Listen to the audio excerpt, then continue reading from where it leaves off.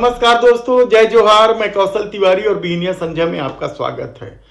तीनों राज्यों यानी हिंदी पट्टी के तीनों राज्यों में मुख्यमंत्री की घोषणा करके मोदी शाह ने साफ कर दिया है कि पार्टी में अब उनकी ही चलेगी।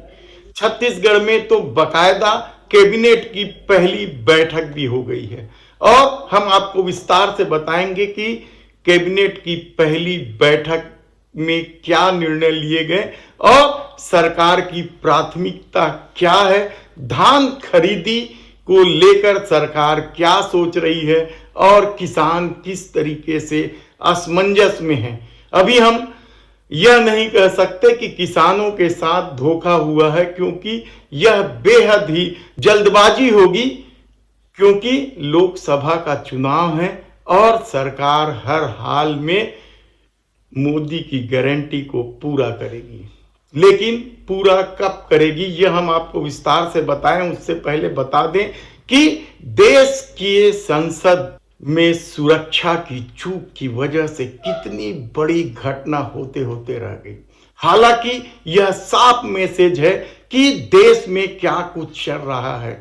5 अलग अलग राज्यों के युवाओं ने जिस तरीके से इंकलाब जिंदाबाद, भारत माता की जय का नारा लगाते हुए संसद में स्मोक बम फेंक दिया, उसके बाद उसकी सुरक्षा में हुई चूक को लेकर सरकार चर्चा करने को तैयार नहीं है, बल्कि चर्चा की मांग करने वाले 15 सांसदों को निलंबित कर दिया। सवाल उनके निलंबन का नहीं है, सवाल तो सरकार की नीयत का है।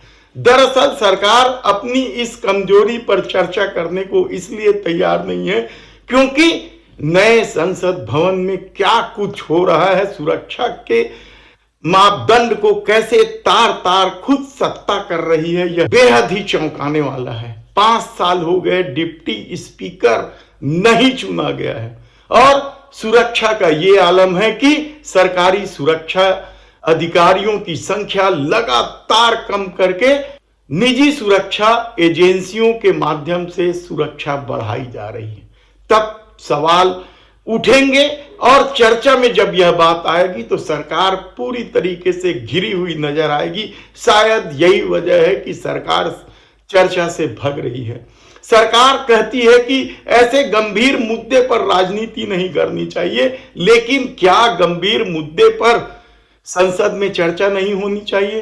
क्या गंभीर मुद्दे के बजाय हंसी मजाक पर चर्चा होनी चाहिए? ऐसे कई सवाल हैं जो आपका ध्यान आकृष्ट करेंगे। लेकिन इस सरकार में सब कुछ अपने हिसाब से चलता है और शायद यही वजह है कि अब तीनों राज्यों में मंत्रिमंडल भी मुख्यमंत्री नहीं बनाएंगे, बल्कि दिल्ली से ही हरी झंडी मिलेगी। यानी सोचिए कि किस तरीके की राजनीति भारतीय जनता पार्टी में चल रही है। मुख्यमंत्री बनाने तक की तो बात समझ में आती है, लेकिन यदि मुख्यमंत्री अपना मंत्रिमंडल भी अपनी मर्जी से न बना पाए तो फिर इसे क्या कहेंगे। लेकिन गुजराती लादी की अपनी धमक है, देश के प्रधानमंत्री नरेंद्र मोदी और गृह मंत्री अमित शाह की अपनी ठसक है और शायद यही वजह है कि तीनों ही राज्यों में मंत्रिमंडल की सूची भी मोदी शाह ही फाइनल करेंगे।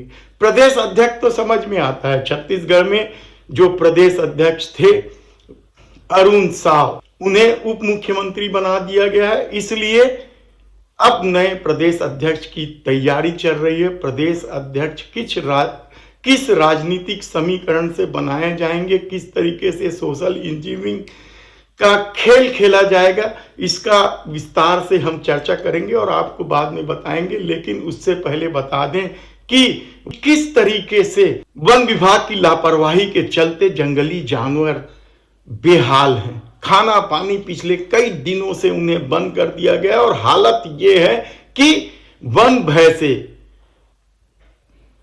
दर्जन भर वन भैंसे, 14 की संख्या बताई जा रही है, जो बाड़ा तोड़कर भाग गए।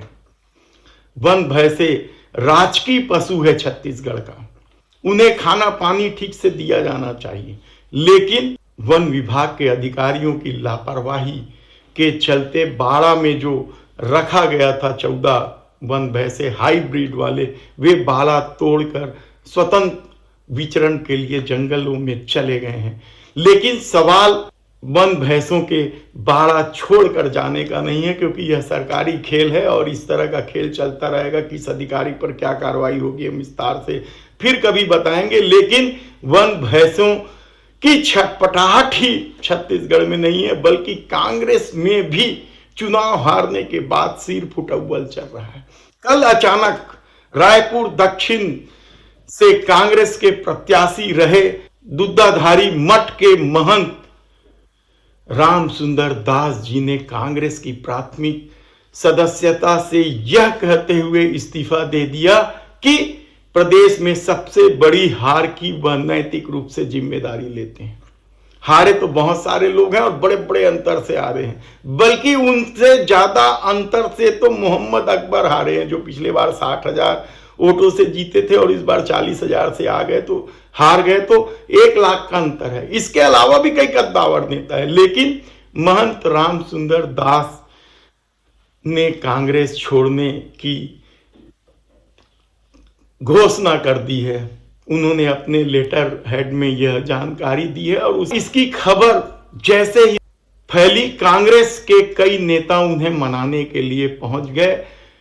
क्या कुछ हुआ है इसका हम विस्तार से आपको बताएंगे। दरअसल महंत राम सुंदर दास जी यहाँ से टिकट ही नहीं मांग रहे थे, वे जांजगीर चांपा जिले से टिकट मांग रहे थे, लेकिन उन्हें रायपुर से टिकट दे दिया गया था और वे प्रदेश में सबसे लंबे अंतर से पराजित हुए हैं।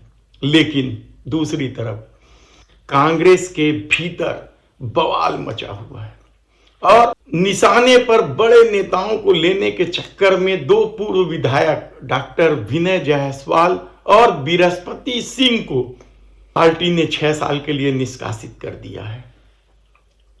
यानी आप सोचिए कि ये दोनों नेता यानी डॉक्टर विनय जायसवाल और बृहस्पति सिंह दोनों ने ही पूर्व उप मुख्यमंत्री टीएस सिंहदेव के खिलाफ आरोप लगाए थे। उन्होंने आरोप तो प्रदेश प्रभारी कुमारी शैलजा और चंदन यादव पर भी लगाए हैं। उन्हें पार्टी से निकाल दिया गया और एक और नेता पूर्व मंत्री जयसिंह अग्रवाल कोरबा से बुरी तरीके से पराजित हुए हैं और उन्होंने भी अपने हार का ठीकरा प्रदेश के मुख्यमंत्री भूपेश बघेल के सिर फोड़ने की कोशिश की, तो उन्हें नोटिस थमा दिया गया है। देखना है कि जयसिंह अग्रवाल को पार्टी से निकाल पाते हैं या नहीं, क्योंकि वे चरणदास महंत के गुट के प्रभावी नेता माने जाते हैं और कहा जा रहा है कि उन्हें पार्टी से निकालना बेहद ही मुश्किल भरा काम है, क्योंकि महंत जी उनके नाम पर अड़ सकते हैं।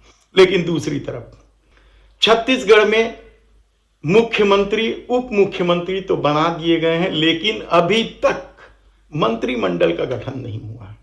मंत्रिमंडल का गठन क्या खर मास में होगा और क्या मंत्रियों को खर मास में शपथ लेना पड़ेगा? यह सवाल इसलिए उठ रहे हैं क्योंकि सनातनी पार्टी है, धर्म को मानती है और ऐसे में जब फॉर्म भरने से लेके हर चीज का मुहूर्त देखा जाता है, तब क्या खर मास में मंत्रिमंडल का गठन होगा और इन मंत्रियों को की मजबूरी है कि वे खर मास में शपथ लें। देखना है क्या कुछ होता है। अभी समय कहा जा रहा है कि 16-17 तारीख तक मंत्रिमंडल का गठन हो जाएगा और इसी माह के अंत तक विधानसभा का शीतकालीन सत्र भी होना है। उससे पहले कल कैबिनेट की बैठक हुई। कैबिनेट की बैठक क्या थी? दरअसल अधिकारियों की माने तो यह केवल मंत्रालय के अधिकारियों से मेल मुलाकात करने की एक कोशिश थी और मेल मुलाकात के बहाने या कैबिनेट के बहाने मेल मुलाकात की गई। कैबिनेट में सरकार की प्राथमिकता क्या थी? सरकार ने देश के प्रधानमंत्री नरेंद्र मोदी की एक गारंटी को पूरा किया। वह गारंटी था गरीबों को मकान। दरअसल इस मामले में यानी प्रधानमंत्री आवास योजना के तहत जो राज्य के हिस्से की राशि है उसे भूपेश बघेल ने नहीं दिया था, उसे देकर अब 18 लाख गरीबों को मकान देने की बात कैबिनेट के मीटिंग में पास कर ली गई है। लेकिन हम आपको बता दें कि यह चुनाव के दौरान भी बहुत बड़ा मुद्दा था और इस मुद्दे से निपटने के लिए भूपेश सरकार ने राज्य की एक अपनी योजना लागू की थी, लेकिन वह कितना कारगर हुआ यह चुनाव परिणाम से साफ पता चलता है। लेकिन सरकार की प्राथमिकता क्या है और क्या होनी चाहिए यह तो मुख्यमंत्री विष्णुदेव साय ही तय करेंगे या देश के प्रधानमंत्री नरेंद्र मोदी तय करेंगे। लेकिन दूसरी तरफ छत्तीसगढ़ को धान का कटोरा कहा जाता है। किसानों को लेकर यहां लंबे समय से राजनीति चलती रही है और कहा जा रहा है कि पिछली बार भूपेश सरकार सत्ता में आई थी तो किसान के मुद्दे को लेकर आई थी, कर्ज माफी को लेकर आई थी और धान के समर्थन मूल्य से अधिक रुपए देने को लेकर सत्ता में आई थी, क्योंकि 2 साल तक बोनस रमन सरकार ने नहीं दिया था। लेकिन इस बार कैबिनेट ने निर्णय लिया है कि 25 दिसंबर को हर हाल में 2 साल का बोनस दे दिया जाएगा। लेकिन धान खरीदी को लेकर अभी भी किसान असमंजस में है। धान खरीदी केंद्रों में किसान बड़ी संख्या में धान बेचने तो पहुंच रहे हैं, लेकिन अभी तक 21 क्विंटल यानी मोदी की गारंटी के अनुसार विष्णुदेव साय सरकार को 21 क्विंटल प्रति एकड़ धान खरीदना है। लेकिन अभी तक मंडियों में या खरीदी केंद्रों में आदेश नहीं आने की वजह से 21 क्विंटल धान की खरीदी नहीं की जा रही और न ही एक मुश्त 3100 रुपए प्रति क्विंटल के दर से भुगतान ही हो रहा है। भुगतान केवल पूर्व की तरह हो रहा है 2183 रुपए और 2203 रुपए के हिसाब से ही भुगतान हो रहा है। कर्ज माफी को लेकर भी संशय की स्थिति थी, क्योंकि जो उप मुख्यमंत्री बने हैं विजय शर्मा जी, उन्होंने जगह जगह कहा था कि 2 लाख तक का कर्जा हम माफ करेंगे, लेकिन कैबिनेट की बैठक में इसका भी निर्णय नहीं हुआ। यानी इस मामले में तो साफ दिखाई दे रहा है कि सरकार कर्जा माफी नहीं करने वाली है। यह धोखा हुआ है किसानों के साथ और इसे लेकर कांग्रेस ने हमला भी किया है कि विजय शर्मा ने जब कहा था 2 लाख रुपए तक का कर्जा माफ करना है तो उन्हें कर्जा माफ करना चाहिए। श्री विजय शर्मा भारतीय जनता पार्टी के नवनिर्वाचित विधायक हैं। ऐसी भी संभावना बताई जा रही है कि वे भारतीय जनता पार्टी की सरकार में उप मुख्यमंत्री बनाए जा रहे हैं। उन्होंने अपने चुनाव के दौरान कवर्धा की जनता से अनेक जगह सभाओं में यह वादा किया है, बताया है कि भारतीय जनता पार्टी की सरकार बनने पे किसानों का 2 लाख तक का सारे बड़े छोटे किसानों का कर्जा माफ किया जाएगा। तो अब जब भारतीय जनता पार्टी की सरकार बन गई है तो हम अपेक्षा करते हैं कि श्री विजय शर्मा पहले ही कैबिनेट की बैठक में इस प्रस्ताव को पारित कराएं कि 2 लाख तक का किसानों का कर्जा माफ होगा। लेकिन कैबिनेट की पहली मीटिंग में किसानों को लेकर अभी कोई भी निर्णय नहीं लिया गया। यानी 3100 रुपए में खरीदा जाएगा या नहीं खरीदा जाएगा यह निर्णय नहीं हुआ है। न ही 21 क्विंटल प्रति एकड़ धान खरीदी जाएगी इसका भी निर्णय नहीं हुआ है और किसान असमंजस में है। देखना है कि आने वाले दिनों में इन सब मुद्दों को लेकर सरकार किस तरह का निर्णय लेती है, क्योंकि बहुत उम्मीद है इस सरकार से कि लोकसभा चुनाव होने की वजह से इस बार तो कम से कम 21 क्विंटल प्रति एकड़ धान और 3100 रुपए प्रति क्विंटल की गारंटी तो पूरी हो जाएगी। हालांकि कल कैबिनेट की मीटिंग के बाद जब विष्णुदेव साय पत्रकारों के साथ रूबरू हुए तो उन्होंने साफ तौर पर कहा कि मोदी की गारंटी हम पूरा करेंगे और 5 साल में पूरा करेंगे। धन्यवाद।